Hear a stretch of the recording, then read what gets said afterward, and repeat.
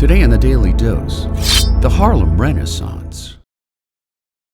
Originally conceived as an upper-class white neighborhood in the 1880s, Harlem soon experienced a rapid overdevelopment that left many landlords desperate for tenants. Combined with the Great Migration of Southern blacks into the North from 1910 to 1920, immigration into the U.S. fell precipitously after World War I, obliging Northern companies to send recruiters into the South to entice black workers to yet again fill another labor vacuum.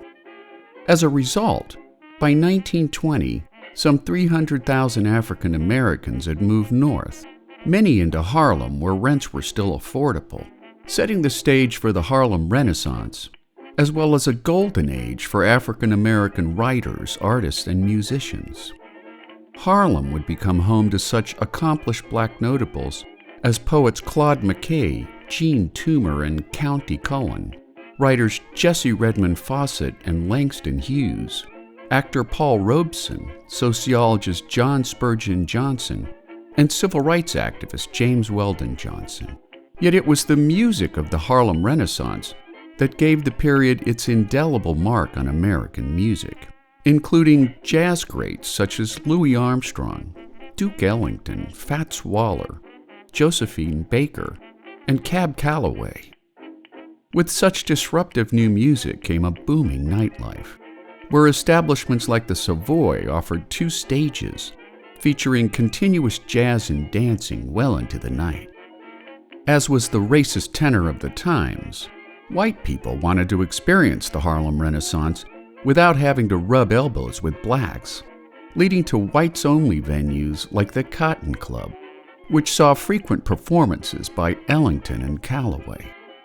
The golden age of Harlem began to unravel with the stock market crash of 1929, followed by the Great Depression, but the biggest death knell for the Harlem Renaissance was the end of Prohibition in 1933, which meant that white partygoers no longer sought out the illegal booze available in uptown clubs. The true end came with the Harlem Race Riot of 1935, which was sparked after the arrest of an adolescent black shoplifter, resulting in 3 deaths, hundreds of injuries, and millions of dollars in property damage, marking the permanent end to what will always be remembered as the high-water years of Harlem. And there you have it. The Harlem Renaissance, today on the Daily Dose.